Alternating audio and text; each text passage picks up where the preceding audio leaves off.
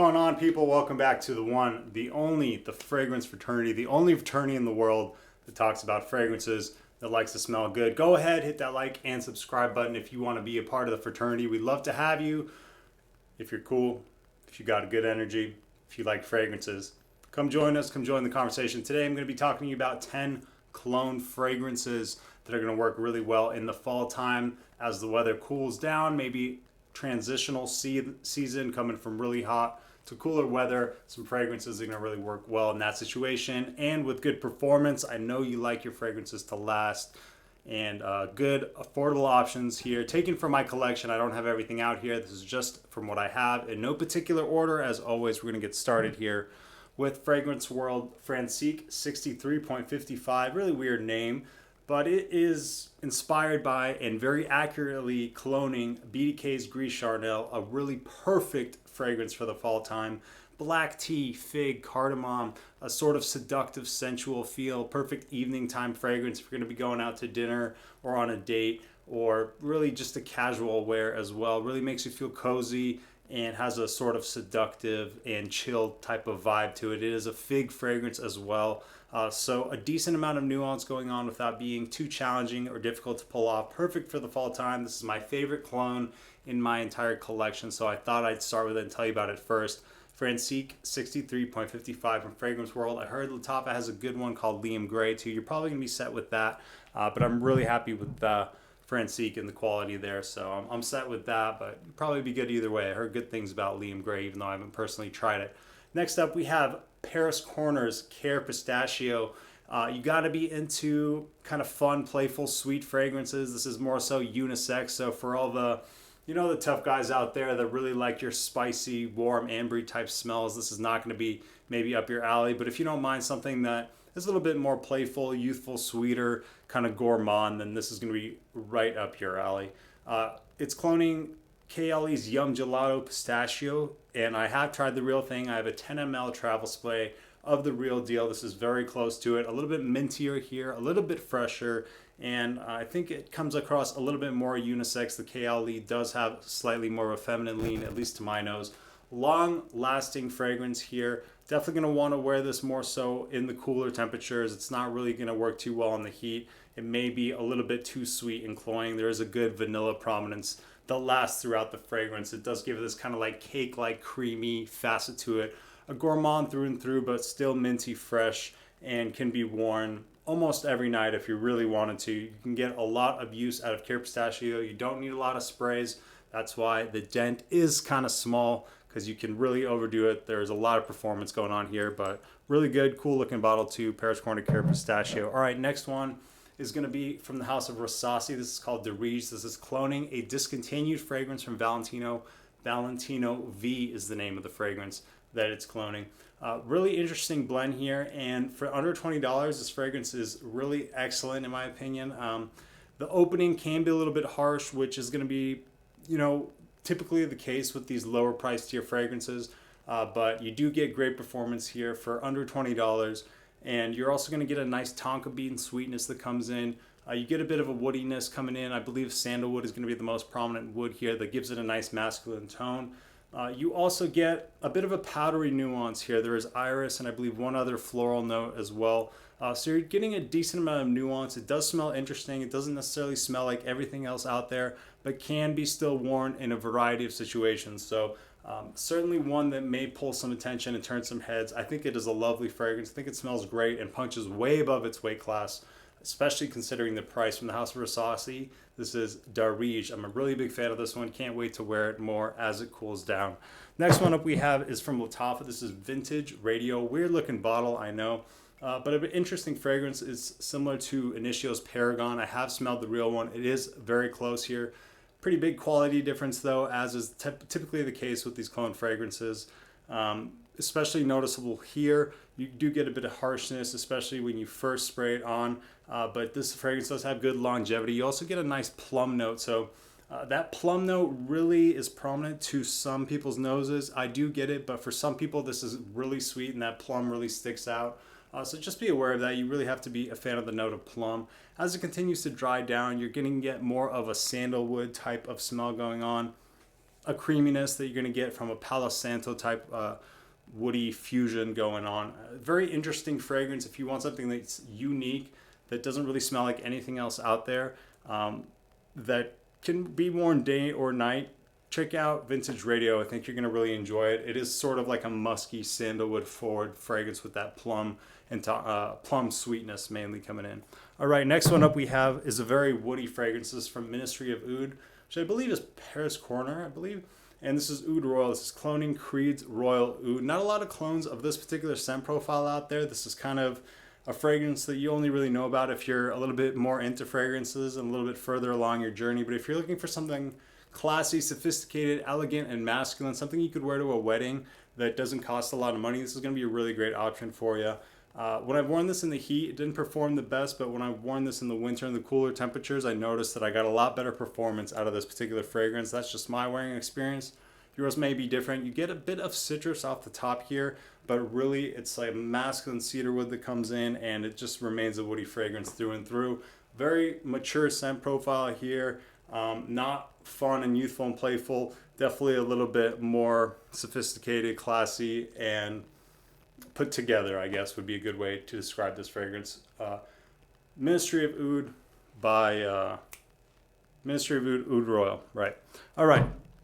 We're almost there. We have a couple Iris fragrances here. This is Making Sense. Iris Man Intense, Cloning Prada L'Homme Intense. You get a very, very similar scent profile here. It is spot on. The quality is on point. Of all these fragrances here, this is one of the highest quality ones. I mean, Making Sense is a great independent clone house, and they have some originals as well. Definitely worth checking out. And these little 17 mLs, they go a long way because the performance here is stellar. They're all extrait to Parfum concentrations. So you get that soapiness that you would associate with the Prada L'Homme DNA that's really captured here really well, with a nice leathery kind of nuance coming in, a lot of iris, and something that you're going to want to wear closer to the fall time season when it's cooling down, not necessarily beginning of fall when it still might be hot. More of an evening time scent, more of a dressed up special occasion type of fragrance coming in with that iris, which you have to like and be a fan of. But if you're a fan of the original Prada L'Homme and you're looking for just an amped up, more leathery version of that, Iris Man Intense is going to have you covered, and you're going to be able to save some money off the real one, which is sadly discontinued now. I don't really see bottles going for less than $100 of that. Let's keep the Iris train rolling here for a second. Sorry for the people that aren't huge Irish fans, I know, but we're going to get through this one relatively quick. This is Garrys Den Le Parfum. Excellent quality here, surprisingly excellent from a brand that is pretty new. Cloning Dior Homme Parfum. I've only smelled the real one once years ago, so can't really say how close it is, but from what I've heard from others, it's very close. I love it on its own. It's quite woody. It's a lot of that powdery iris again, but it has a certain woody and leathery nuance to it that really gives it a little bit more of a sophisticated feel. And it infuses it with a kind of a masculinity, because iris is typically kind of a feminine fragrance note because it's a floral. But the woodiness and the leather that's infused here really take it and push it to that masculine side without compromising that beautiful iris waxiness that we love, or some of us love at least. So Garrys Den Le Parfum, Dior Homme Parfum is very expensive these days, hard to get. It's like $170 minimum. I don't really see going for less than that. You can get this for $35. The quality's very good, and I really enjoy the wearing experience here. I think if you like that scent profile, you're going to really enjoy this one. This is one of my favorite clones that I've ever tried as well, but you gotta like that very prominent iris smell. It's very important. All right, just a couple more here. Hope you guys aren't getting bored yet.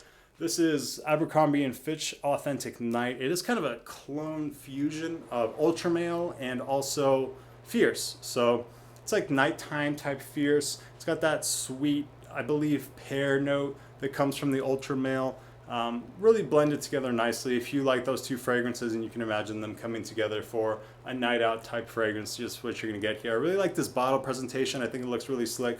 Really good magnetic cap too. The sprayer sucks, unfortunately, but you know, it's give and take. You can't have it all at this price point. Performance is probably the worst one on this list, so if that's really important to you, you may want to skip this one. But if you really just like, if you value the smell more so, and you enjoy Fierce and Ultra Male coming together, and you think you might enjoy something like that, this is great. I'm not a biggest fan of Ultra Male on its own, but I really enjoy this fusion that this fragrance provides, and it's kind of been my go-to when I want something with that sweet paracord to it. So Authentic Night is a great option for the money. It doesn't last super long, but you probably want to bring a decant or a travel spray with you if you're going to wear that one. All right, 2 more here. This is Lattafa Asad. This was a hype beast at one point, cloning Dior Sauvage Elixir. I'm not a big fan of Dior Sauvage Elixir. I know a lot of people are. I prefer the blend on this one a little bit more. Big quality difference. I can't stand Dior Sauvage Elixir. I'll just say that. I'll be honest. I do enjoy the nuance that this one takes. It's a little bit more of a blue fragrance. You don't get as much of that licorice type prominence that you get with Sauvage Elixir. And I don't know, this one just works better for me. Big quality difference again here. But if you're balling on a budget, if you're got less than 30 bucks to spend and you want a fragrance with some elegance to it, some, you know, remnants of kind of fougere, aromatic type classy fragrance profiles that you could wear at a variety of different occasions, you're going to get also really good performance here. So it is offering some things, but just be aware the quality is on the lower spectrum of things. So to each their own, you know, some people it doesn't really bother them. If you're cool with when you spray it on, just wait 10-15 minutes in the dry. As it dries down, you know, it is better of a wearing experience than the initial spray. So, but good performance here. You get a bit of this like coffee note infused in the DNA as well. So Dior Sauvage Elixir, kind of for the cheap, but with its own twist, in my opinion. It doesn't smell all that close. Lattafa Asad. All right, last one for today. This is going to be the most polarizing, divisive, hardest one to like, so I put it at the end here. This is for the real diehards. This is Lattafa's Arq Silver. I actually got this fragrance as a mistake. I ordered a different fragrance, and they ended up sending them this one, so instead of sending it back to them, going through that whole process, they said just keep it, so I did. And it turns out this is the best leather fragrance in my collection right now. It is a crazy strong leather, very prominent leather fragrance. I don't remember exactly which fragrance it's cloning. You guys can look it up if you're interested. It's all Arq Silver though. This is like Lattafa's higher end line. And this stuff is a beast. One spray, I can't even spray it for you right now, because if I spray it, this whole room is going to smell like leather for 3 days.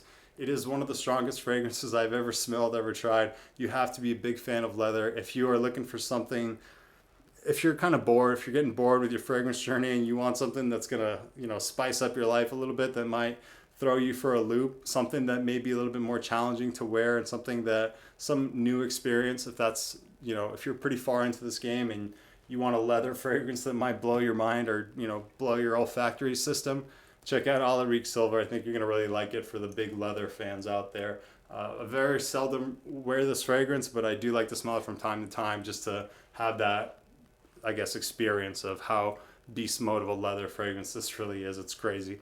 Have you guys tried any of these fragrances I mentioned? I'd love to know what you think about it. Let me know in the comments if you're going to be wearing any clones this fall and what I may have missed. I'd love to know about it. Thanks for spending your time with the Fragrance Fraternity. Keep smelling great out there. Keep being positive members of your community. And we'll be coming at you soon with more fragrance content. And yeah, have a great day, everybody. See you next time. Take care.